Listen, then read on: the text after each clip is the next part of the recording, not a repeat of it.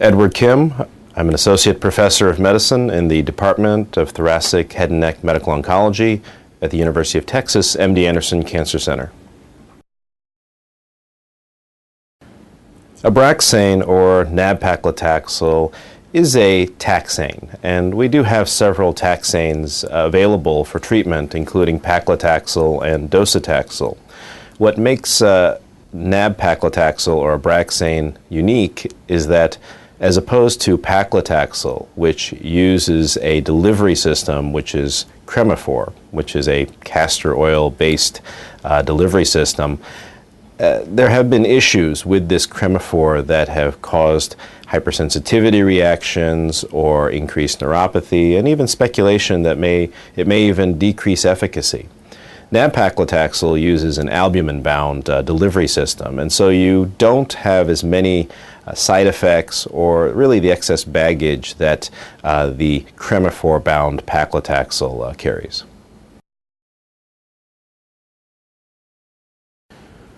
When we think of drug development, we really focus on two things. We want to try and increase the therapeutic index. So what is therapeutic index? Well, we want to improve efficacy such as response, progression-free survival, overall survival. And if we can't do that because we are using chemotherapies, which are cytotoxic, then we want to try and focus on toxicities. And certainly developing lesser toxic agents that have at least similar activity and maybe more is certainly beneficial.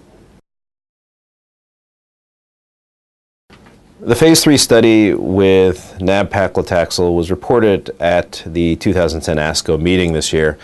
It was presented by Dr. Mark Szynski on behalf of the company. The design was frontline advanced non-small cell lung cancer patients. They could have either squamous or non-squamous histologies, and that was a pre-specified endpoint that was looked at. The patients were randomized to either carboplatin with the nab-paclitaxel or standard carboplatin and paclitaxel, and the paclitaxel was dosed at 200 per meter squared every 3 weeks.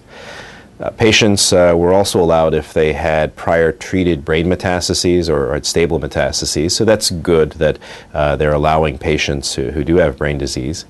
And patients were treated until progression or toxicity.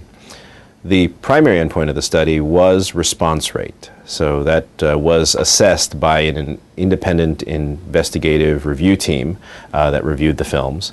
The secondary endpoints included toxicity, progression-free survival, overall survival, as well as toxicity.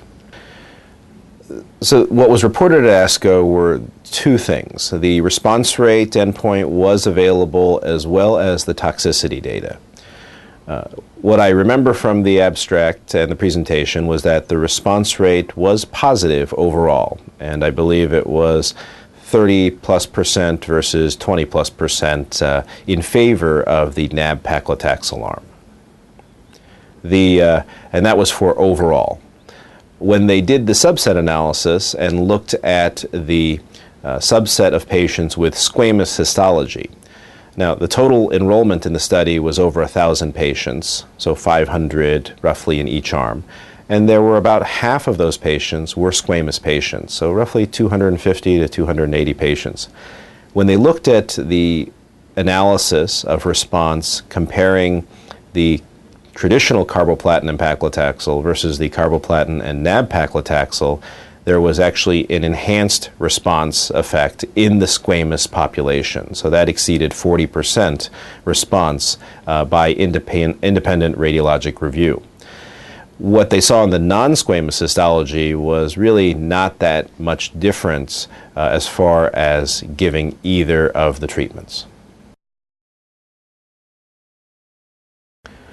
Well, the toxicity data was the other secondary endpoint that was presented at the meeting, and it did show one striking feature was that there was not very much grade 3/4 neurotoxicity. And as we know, the neuropathy that occurs with traditional Cremophor-based paclitaxel is something that can be very limiting to patients, especially since this is a side effect that does not go away or does not easily reverse itself back to grade 0. There was, at a cost, a higher incidence of anemia and thrombocytopenia with the nab-paclitaxel, but again, this was relatively well tolerated. We all are waiting to see how the other secondary endpoints, such as progression-free survival or overall survival, come out, but it's certainly encouraging to see that there is enhanced and statistically significant improved responses in both the overall population and particularly the squamous population. The squamous cell patients with lung cancer, frankly, we don't have a lot of great therapies for them.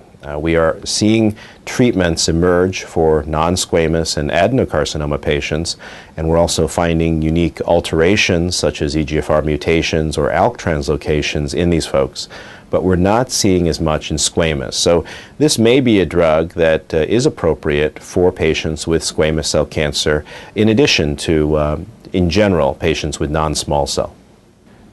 We would hope to see updated or at least further data from this study by next year's ASCO. Again, it's hard to predict progression-free survival and overall survival because we are usually centered on events occurring. And that's something that can change on a month-by-month basis depending on the clinical trial and when certain events hit. So we're hopeful to see the rest of the data. Certainly, I know people are anxious to see that. It will give us an idea of whether response rate does correlate, especially with progression-free survival, and one would make the assumption that generally occurs.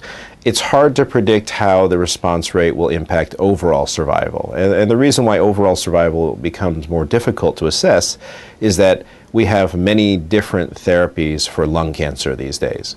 And overall survival tends to be confounded by how the subsequent therapies are given or how many are given. And so as long as those are balanced between the two arms, then overall survival should be fairly straightforward. However, sometimes the treatments aren't balanced in the two arms, and they can do nothing to really control that. Then overall survival may not be as good as we expect.